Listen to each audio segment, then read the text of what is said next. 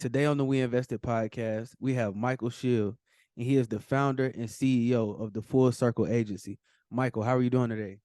Man, I'm doing well, excited at the opportunity, humbled to be speaking here today, and man, looking forward to just diving on into some of these contexts, brother. Seriously. Absolutely, man. And I was, telling you before we started recording, man, your energy is infectious right now. So it's like transferring through the screen, and I know the people can get that same vibe. Hey, energy is everything, man. Hey, the biggest thing is just showing up. If you show up, I mean, the rest will take care of itself. So, hey, man, I appreciate you saying that, though. And anybody who's listening to this thing, man, stand up because you're about to go on for a ride. Well, let's go. Ab- Let's go. Absolutely, absolutely. And before we jump into it, would you mind letting the people know how they can find you on the internet as far as, your social media as well as your website? Absolutely, man. Hook up, tap in. Social media, very simple. At Mike Mike Schill, S is in Sam, C is in cat, H is in hat, ILL underscore, and that's on Instagram. That is on Twitter, right? That is on TikTok. I mean, that's the whole 9 yards. That's on LinkedIn. You can find me in any one of those channels. Now, the actual company, right, is the Full Circle Agency, right? The Full Circle Agency. You can check us out there as well. And man, would love to connect. Anybody who's coming from this ecosystem, this environment, man, anything you need, man, just reach out now and we'll get you covered. Absolutely. So, let's start from the top, man, and talk a little bit about, where you're from and where you grew up. Yeah, man. I mean, listen, well, man, bring it all the way back. Right, actually born in Georgia, man. Did I would say did a lot of the growing up in Milwaukee, Wisconsin, and in Knoxville, Tennessee. I would say those are the two primary areas of locations. And in high school, moved on to Melbourne, Florida. Went to high school in Melbourne, Florida. College at Florida State in Florida. And man, I currently reside in Florida, down here in Miami, Florida, man. So Florida has played a major role into where I am today, and the networks and the people that I know. That's incredible. I mean, and how would you say just splitting your time and living in these different areas and different parts of the country Yeah, impact your outlook on life and success? man, that's a great question. But listen, I will say that we moved a lot when we were younger. And I think that or is continuing to play a major role in being able to adapt in any environment.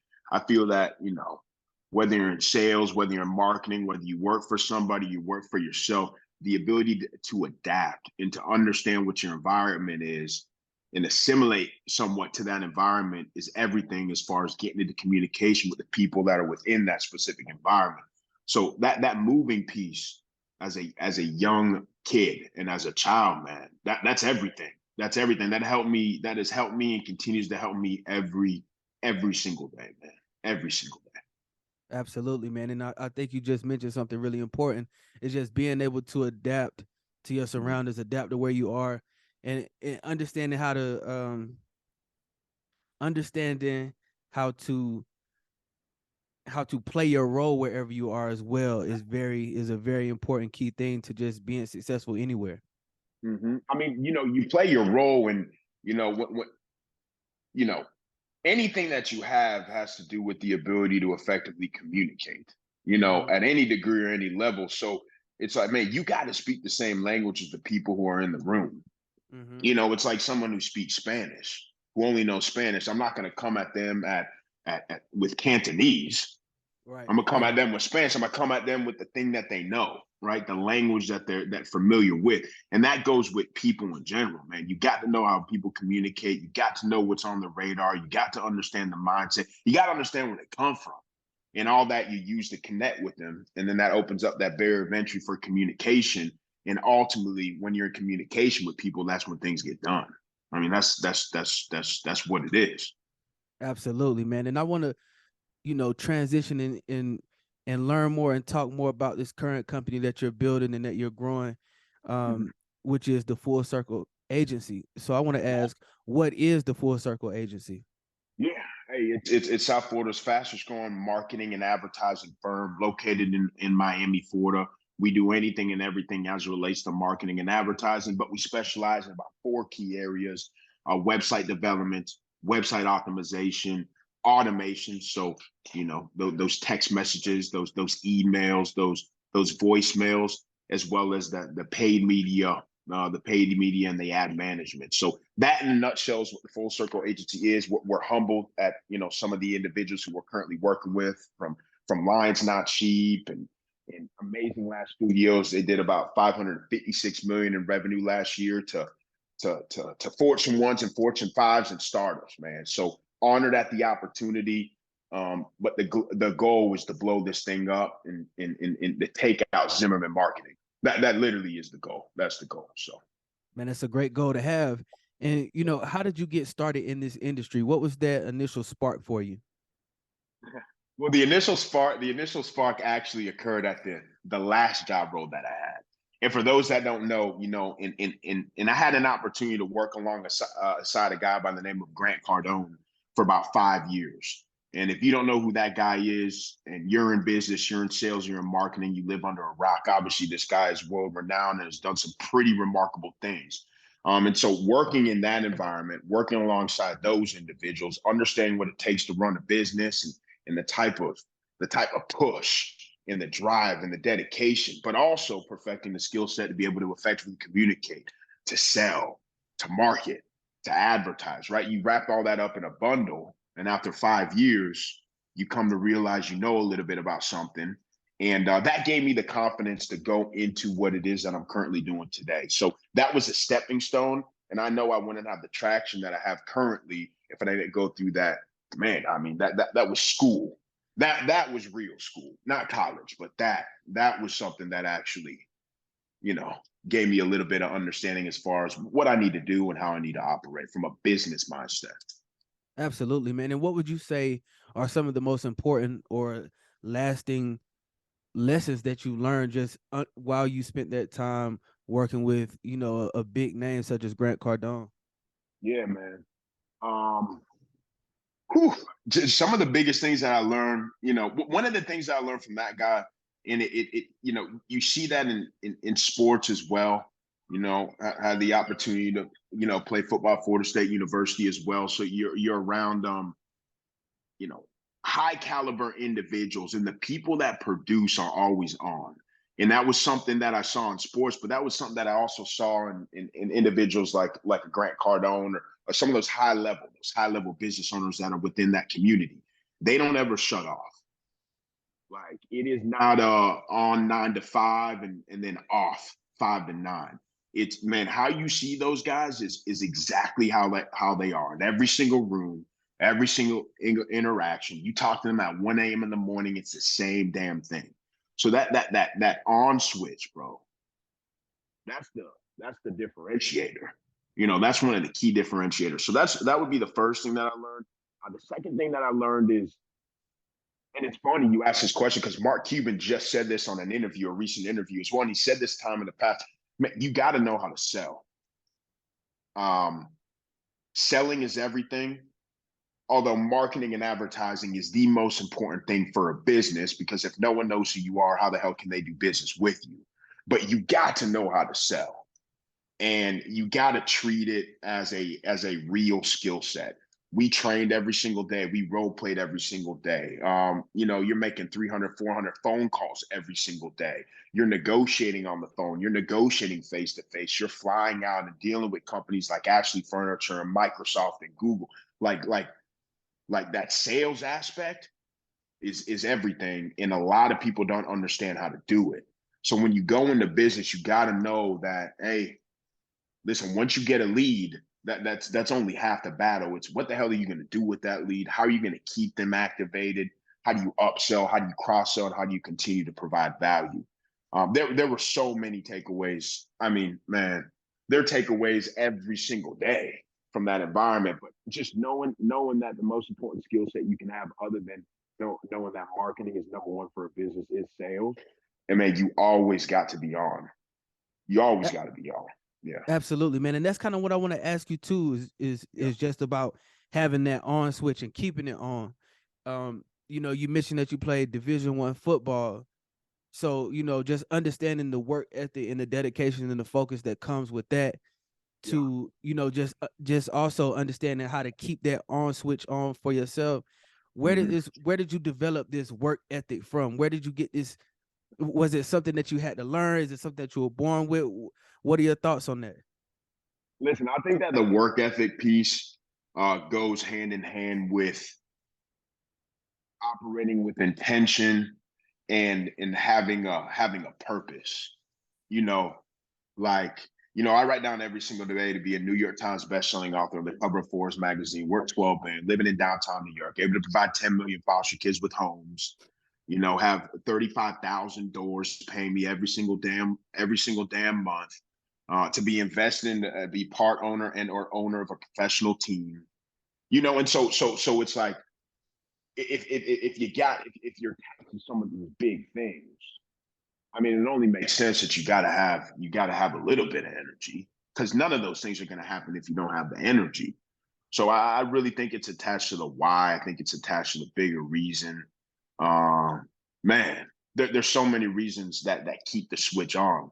I mean, people that look like you and me 100 years ago, we wouldn't even be able to do the things that we can do here today. So Absolutely. what about all those people that went through all that trash, if you will, to get us to where we are today? Like, if you ain't pushing, that's a discredit to them. There's just so Exactly. many things. There's just so many things. So that on switch is something that you have to be mindful of. And of course, there are some times where, hey man, I don't feel like being on. But when you get out of your head and you attach the thing to the bigger picture, it makes being on the easy thing. That's the A- easiest part. Absolutely, man. I mean, and just touching on the sales topic, Mhm. you mentioned that this is a skill that you have to practice, you have to sharpen it.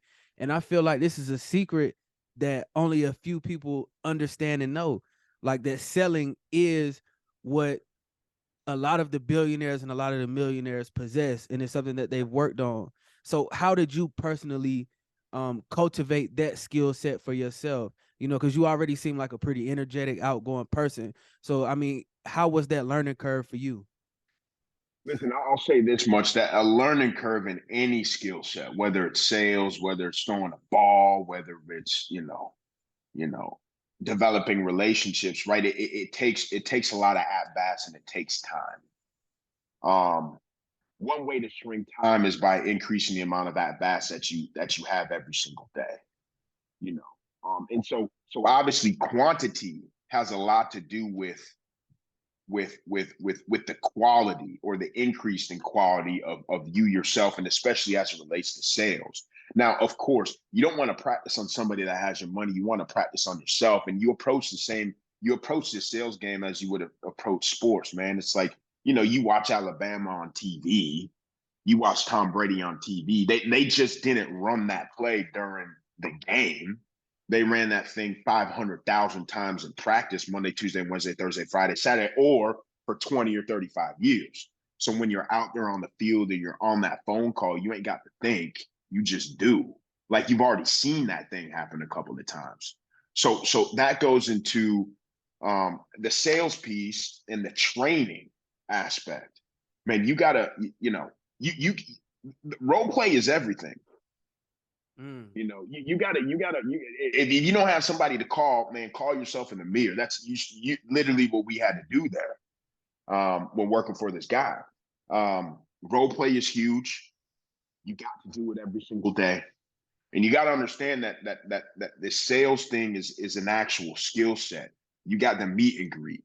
You got the fact finding. You got the overcoming objections and the fact finding. You're trying to set an appointment. How do you effectively set an appointment that actually shows up? What's the follow up and the cadence that you need to have in order to Mm. increase or maximize the probability of somebody actually showing up? Once they do show up, what does your demo look like? Are you identifying with the features, advantages, and benefits? Are you tying that into the why, which you solved in the initial point of contact and that fact finding, which, by the way, is the most important part of the sales process, is fact finding, because the only reason we were taught why anybody does anything is to solve a problem. So if you ain't attaching what it is that you have to a problem, you ain't really doing anything. right? After that demo, okay, selling is one thing, but now I got to get to the close. And once I get to the close, we were taught that you don't go back to selling. So now I got to understand how to negotiate. Now I got to understand how to close, right? And then nine times out of 10, you don't close the deal right then and there. In the perfect world, we close every deal, but let's be realistic, right? That's not reality. So then, what does your follow-up sequence and process look like to, number one, stay consistent and provide value, not be a pester, right? And eventually move somebody from the 5-yard line to the goal line. Like, all those are things, man. And everybody thinks it's just one, sales is just a word, man. There's so many parts to it. So just identifying and understanding. The whole point of me saying all that is you got to realize there's steps within the major step. Exactly, You got to man. perfect it. Yeah, and you dropping some gems right now, man. And I could tell that you have this down to a science, and you're breaking it down for me as well as the listeners, and just helping us understand everything that goes into sales. I mean, and you mentioned a very key point, especially something for me personally. You mentioned, there's an art to staying consistent but not being a pest. So, you know what I'm saying? Just being able to find that rhythm, being able to find the flow that works for you as far as following up, as far as just the different aspects of trying to sell and secure new business. That pester thing is everything. We train on that. We train on that all the time. And listen, the only way that somebody would feel that you're a pester is if you're not providing value when you do follow up. Like, hey, just calling to check in is not really following up, man. That's what the amateurs do. I mean, that's cool if you want amateur results, but like, what else do you got for people? We were taught, testimonials, case studies, connecting with social media, sending Krispy Kreme donuts, Starbucks, freaking driving out to the people, inviting them out to events, right? Having them on your own podcast, or maybe you write an article on LinkedIn and you tag them, or maybe you have a manager give a touch on that same person, or maybe you do an exit survey. Like, all these things are ways to follow up and stay consistent. You just got to think outside the box. And again, was very fortunate to be exposed to an environment that taught you all that, because I use that stuff every single day in everything that I do. And it ain't just business. It's, man, negotiating my rent here in Miami, Florida. Freaking, I mean, I don't know, man. You're out with somebody and they want to eat Chinese and you want to eat pizza, man. That's a sales too. You know what I'm saying? Like, what movie do you want to see? Well, I want to see the Black Panther and they want to see something else, man. Well, I'm seeing the movie that I want to see, man, but you got to sell somebody on that too. So you use those things. You use those things in everything that you do. You just got to realize that everything's a sale. Everything. Absolutely, man. I mean, it just, speaking on relationships, these are something, relationships are important in every industry, every business, no matter what it is that you're doing. You have to build meaningful and impactful relationships. But what I want to ask is, how did you focus on building these relationships and making these business connections, and what have been some of the benefits that you've seen? So, when you're making a relationship or building a relationship, it's like when somebody has no idea who you are, the only ultimate way to build a relationship is, number one, get on common ground, and then number two, provide results. There is nothing else. And so how do you get on common ground? Well, both of you all have to be synced up to the same type of data, the same type of information. So if I know something and you know something, then we can conversate on that thing. Now there's a relationship being built. But ultimately, the only reason why a business owner would listen to you, or a business owner would continue to listen to you, is if you're providing value and you're providing a solution to an area of opportunity that he or she possesses within their own business. So that's where that push to get the product and their service comes into play. It's like an ethical kind of responsibility, is what we were told. So you move into that category. You start moving the bottom line for somebody. But that's the thing. Then most people walk away. You know, that's ridiculous. It's like, man, you provided the value. Now foster a relationship by providing additional value, or texting them, or just checking in on individuals. Now, what has that done for me now? You know, starting to lay those seeds and plant those seeds 6 years ago, bro. It's everything, man. It's getting into unicorn type companies and being able to effectively talk to a CMO. You know, that's what it's done. It's being able to lean on mentorship of people who have already written the script. So I got to reinvent the reel. I just got to see how the reel was, and then add my own flavor to it. It's provided a fast track solution that otherwise things would take 2, 3, or 4 years. They take 2, 3 to 4 months. Now, I'm not saying that the work isn't there. The work has to be done, but they say,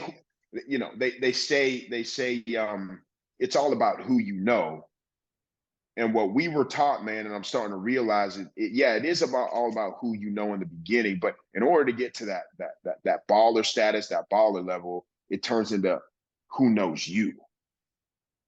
And when I can call somebody who's worth 150 million, 200 million, 300 million, 400 million, exit their business at 750 million, and ask them a simple question that people would pay tens of thousands of dollars to ask that same question, man, there's no price point on that.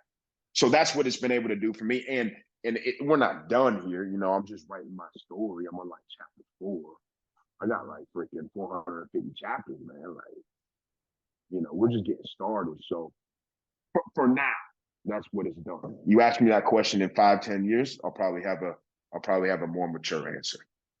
Absolutely not, man. I mean, it's a great answer because you're speaking the truth. And we were talking about Full Circle Agency and just, some of the names and some of the people that you were working with and working alongside.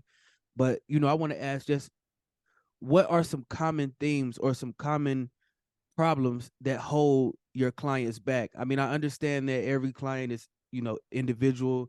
Their solutions need to be individualized, but has there been a theme that you've seen in your clients? Absolutely. It's a whole lot easier to move the ball and help somebody go from 1 to 2, or 2 to 3, or 3 to 7 than it is to get somebody to go from 0 to 1. So much easier. And so we're seeing that.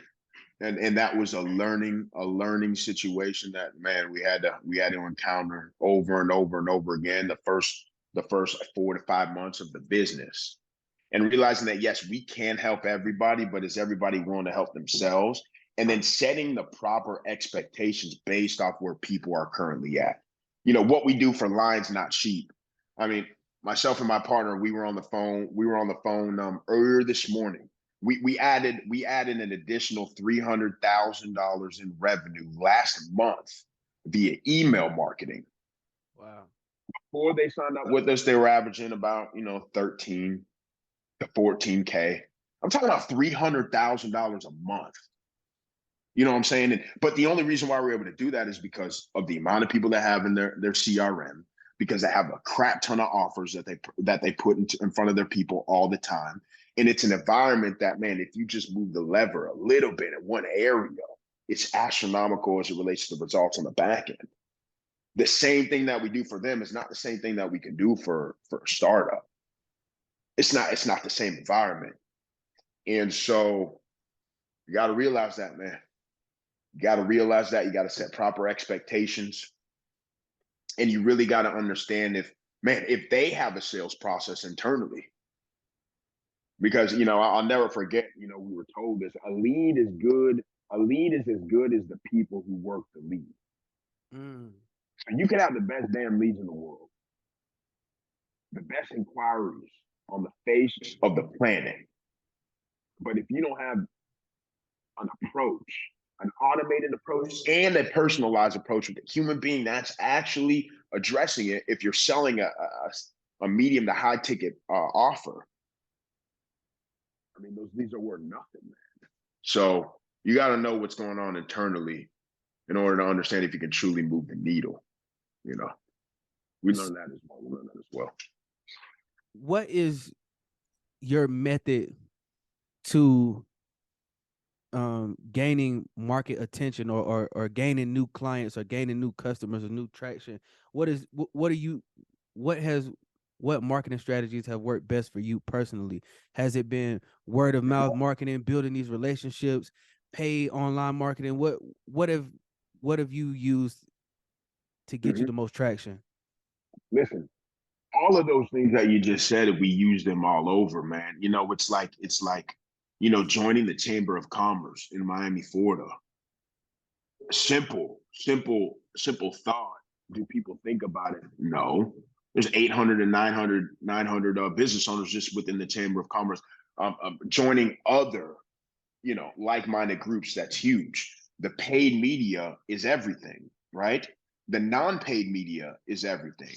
You know, social media in general. Listen, if you're a digital marketing and advertising firm and yet you don't have a digital marketing presence, that kind of puts a stain in somebody's mouth. So I'm constantly pushing out content on my channel all the time. And I'll tell you what, that's gotten me clients as well, because I've literally heard people say, "Hey man, we just checked your stuff out. Okay, we got it. Okay, we'll move forward." Like that. That is in essence is another form of following up. So it's not a matter of what do you do. It's, man, you got to do it all, Mm. because there's different buyers everywhere, man. The person on LinkedIn may not be the person on Twitter. The person on Twitter is not the person in the Chamber of Commerce. The person in the Chamber of Commerce may not have a Facebook, and the person on Facebook probably doesn't have a TikTok. So you got to be everywhere, and that's a challenge. But the biggest players in the game, I mean, you know, how many times did you see McDonald's today? They're everywhere. Exactly. That's why they got all the money. Exactly. So, what advice would you give to someone to get started on social media, to build that presence up? Yeah, you know, the first words of advice I would say is actually get started and be consistent. Like, hold yourself accountable to do something on the channel that you want to perfect for 30 days, once a day for 30 days. Because listen, if you're using the metrics from one or two attempts, you're going to get discouraged. And things take time. Yeah, we want to fast track everything, but you know, things do take time. So the first thing I would say is just build the muscle. Do it for 30 days. And then it's funny, I was literally just talking to my guy right next to me here. Um, you know, I was watching a video on Gary Vaynerchuk, right? You always gotta be, man, synced up with knowledge. You always got to be learning, man. You always got to be learning. He said something that is astronomical. I literally just posted this thing on my social media today, December, what is it, 6th, 2022. And it's like, you know, a way to build personal brand. Two ways to build personal brand are through education and entertainment. You know, and building a personal brand, or building a marketing and advertising cadence, right? It's like, you got to be providing value to people so they keep coming back. Because once they keep coming back, now you got them. But I got to get somebody to come back. And me being, you know, a girl in a bikini for a quick scroll and getting a like, that ain't getting no comebacks. Like, that's not what I'm talking about. I'm talking about like actual value. And don't be discouraged on the amount of people that may not like the content or may not engage with the content, because the people that like and the people that engage with it, that's real. That's like real. So the last thing I learned from him, and it was great, man. It's, you know, do you think about your audience or don't you when you're pushing out content? Are you only thinking about yourself and how you look and how you dress and how you feel and what you've achieved? Because honestly, I mean, that's cool, but Warren Buffett has done a whole lot more than you. So I'd rather watch Warren. Or are you actually providing a situation where somebody can gain intelligence, gain knowledge, and move the needle in their life, or be amusing and entertain somebody so they keep coming back? And so those would be the two biggest things. You got to think about your audience and do it every single day for 30 days. And don't look at the metrics right away. Just look at the consistency, and then the metrics will take care of themselves, you know. Absolutely, man. Great, actionable advice, actionable steps that people can put to use right now. Mhm. And I want to ask you a question right now. And this is not a question that I'm typically a fan of, but I have to because right Yeah. now it's 9 p.m. Eastern Standard Time, and you have a very high level of intensity, which is something that I appreciate and I'm admiring right now. But I want to ask, what is a average day or a normal day look like for you, man? What is that like? Take me through that. Yeah, man. I mean, listen, it's the first thing is of course getting into the gym, right? Or hitting the track. And that thing is, my alarm is at 5:45, 45 every single morning. I'm usually getting an hour and a half in lift, right? Shaking up with some type of personal growth content while I'm lifting, right? But don't get it twisted, y'all. Listen, I'm also listening to Jeezy. I'm Mm. also listening to Jeezy. I'm also listening to the latest thing because we got. I actually am a co-host of a radio show as well, man. So I'm up to date on that hip hop thing, and so I'm listening to that stuff too for about half an hour, and then I'm listening to the personal growth and development for about an hour. Right? You got to get your body right. Your body is a vehicle, you know. So what I mean by that is if you put oil in a car, well then you got to put right fuel in your body. So I'm syncing up with some sort of breakfast, right? I'm on an 8:30 call with my team every single day, Monday through Saturday, right? And then 8:30 to 9, we're talking 9 to 9:45 is preparation for the day, understanding what is the number one most important thing that I can do for the business, for optimizing growth strategies, for operations, whatever it is, and I'm outlining that. And then literally from that point moving forward to about 2 is all about customer acquisition, customer retention, right? It's all about doing for the business. You know, lunchtime, 30 minutes. If you're taking longer than 30 minutes for lunch, you're crazy. You can literally take 2 seconds for lunch and stand up and still make phone calls. It's easy, right? And then right after that, it's all about, okay, being a maker. Like, what can I do to improve the business? And dedicating about 3 to 4 hours of that. Of course, there's meetings funneled into all that stuff. Um, and that recycles. Now that's a typical standard day, and of course things get pushed, and it comes 9, 10, 11 at night. The thing is, nothing stops, man. But that's the typical day, quote unquote, for myself. And I'm actually down into perfecting that right now because we're coming up on a new year, 2023. Hmm. And I need to optimize this next year, man. Like for real, for real. So I'm focused on perfecting the calendar or prioritizing time, which isn't really perfecting a calendar. It's just prioritizing what is most important to do, and how do you become productive. That's everything, man. That's everything. So that's the day in the life every single day, man. That's just what it is. You mentioned that there's an 8:30 call with the team every Mm, day, and that just to me emphasizes the importance of having that open line of communication, making sure that mm. the entire team is on the same page. We're all moving towards the same goal. Um, can you talk more about your leadership style as a CEO of a company and as an entrepreneur? Yeah. So I feel that I heard this one quote. This really is, I was privy to this. It was the job of a leader is to make the job of everybody else easier. Mm, You that's a know, bar. and so it's like,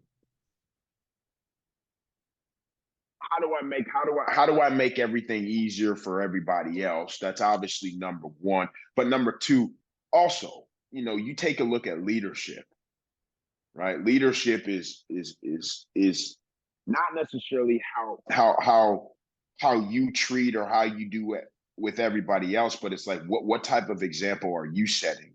Because listen, I'm going to tell you right now, if Tom Brady walked into the room and he told you to do anything as it relates to football, you're going to do it. I mean, it's you know, Absolutely. and so he is the example. So I feel that from a leadership standpoint, you've got to be the example. You got to eat, breathe, and sleep what it is that you're aiming for other people around you to be like, because otherwise, where are they gonna get that from? They ain't gonna get it from themselves. And if they do get it from themselves, well, then they're probably leading their own organization. So, so being that example, and man, just making the job easy as possible. And when I say easy, I mean as streamlined as possible. I don't mean everything's easy, but I mean, man, if I can introduce some application or some system, or we can figure out how we can increase retention rates for our current clients by 10 additional percent each and every single month, or whatever that may be, that makes it easier for everybody else. Right. And the only other thing I'll say to that is you also got to understand your people. You know, you got to understand what motivates them.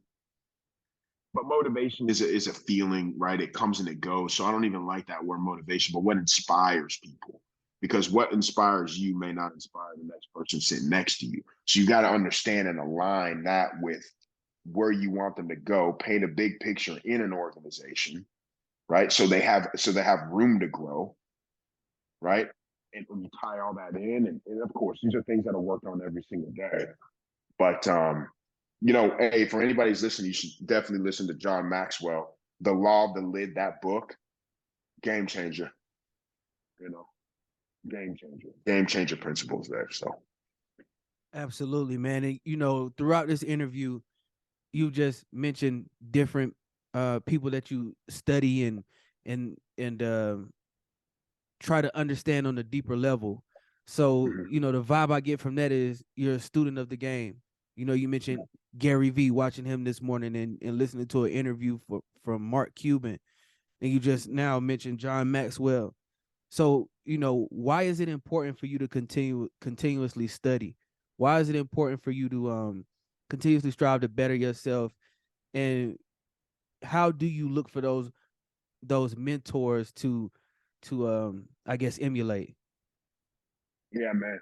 I feel that if you know, if you're not growing, you're dying. And if you know, if you're staying stagnant, I mean, you're not really moving. You're not really moving.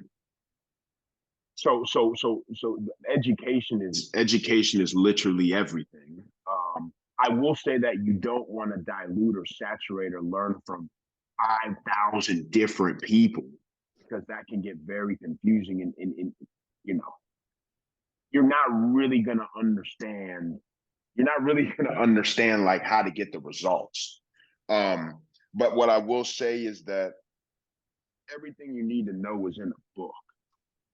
Mm. You know, everything you need to know is in a book. And man, I don't even know what book do I have in here. Great book, by the way. Great book, by the way. This is one. The One Thing. These are the people that started Keller Williams, right? Gary Keller and Jay Passan, right? This One Thing. Great book. Great book. I'm literally finishing this, and then the next book that I'm reading is in my backpack right here as well, right? I'm just saying that I'm constantly trying to just dial into the people that have actually done something. If you run a business for 500,000 or 1 billion, or exit a business at 6 or 7 billion, man, you got to know something. You can't fake it. Numbers don't lie. So I'm looking at the track record, and then I'm looking at what they've accomplished. And man, if something of what they've done is something that I would love to achieve or aspire to achieve, well, then I'm gonna at least open up something that they've done. You know, the quarterly projections or the quarterly meetings that Warren Buffett has, Mm-hmm. man, everybody should listen to those things. The Berkshire Hathaway deals. Mm-hmm. Oh my God. I mean, you know, just how they communicate, what they look at as far as the business, what they look at going in, how they're looking to exit, how it affects the economy. Like, bro, all these things, man, it just elevates your think. So, you know, my guy for sales, of course, is GC. I literally don't listen or fans to anybody else as relates to sales. Like, I mean, I just can, And it's because I was in that deal for 5 years. But when it comes to running a business, man, there's obviously other people that are out there that are just as qualified, if not more qualified than him. So I try to sync up with those people and understand what they learned and what they went through and their pain points. So if I can do at all costs, eliminate those pain points from me, or at least I don't have to deal with them for as long as they did. So that's how I justify the learning thing and the knowledge thing. And that's how I justify who it is that I listen to. You know, Usain Bolt, I'm gonna listen to him if he's talking about running quick. You know what I'm saying? It just is what it is. Just is what it is. So How do you define success as an entrepreneur? yeah. Uh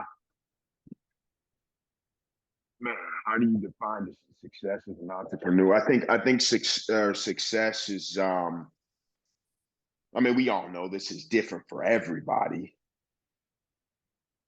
I think that success has to do with what your ultimate end goal is. I mean, I don't know what everybody's goal is. I have no idea. But I do know that if you're getting one step closer to that goal every single day, and you're making strides every single day, that is a form of success. Is success money? I mean, it can be if that's your thing. But if success provides you with freedom, or success allows for you to have the house that you want, or the car that you want to drive, or being able to provide for your family, or making a worldwide impact, let's say you're tackling the food situation in Africa, or water distribution in India, or whatever it may be, man, that's a form of success as well. So I think that success in entrepreneur is based off your goals and your targets. You just got to have strong goals and targets, man. And if you don't have those, then you don't have a direction. And if you don't have direction, then you don't know where you're going. And if you don't know where you're going, then why are you getting in a damn vehicle? Absolutely, man. How would you like for people to remember you, as well as these companies that you've created? Man, that's a good question, man. Um, Ethical, bearish as hell, and man, an example for man, an example for obviously example for minorities, man. That's huge. Um, we were adopted as kids, so being right now, being the number one adoption story this world has ever seen. Just those things, bro. Those things, bro. Having a worldwide impact, and what that worldwide impact looks like at this point. I know it has to do with one of those two verticals. Exactly what that is, I don't know for sure, but I do know that I need to make a crap ton of money right now if I want to have a worldwide impact. Right. So that's what I want to be remembered for. Right. Right. And we'll get there. 100% confident in that. So. What does the future of the Full Circle agency look like to you? Man, I want to sell the Full Circle agency for 250 million in under 5 years.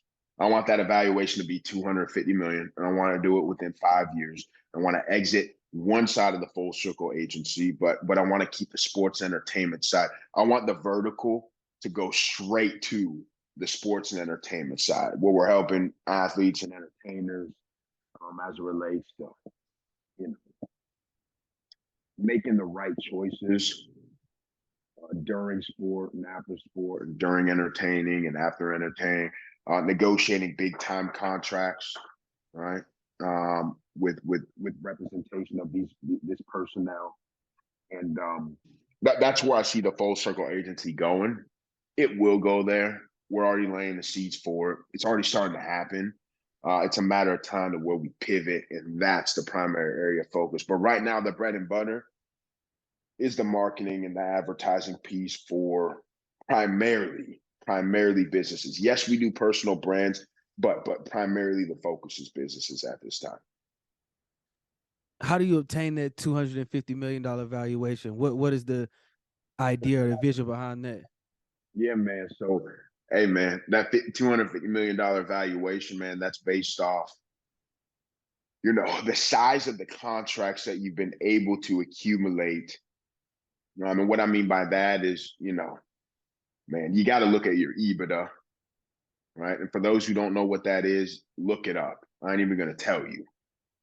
You got to know you got to know what EBITDA is. You got to know that's the thing, man. I'm looking for a 7 to 10 to 15 times multiple, man. I'm looking to have 25 companies paying me $125 to $200,000 every single month to run their marketing and advertising. Plus, I got another $250,000 ad spend. If I can get to those numbers, I can sell the business. If people are locked in to 2-year contracts, 3-year contracts, well, now I actually have value. On top of that, now I got the data from all that purchasing population. That data play is the other side. So,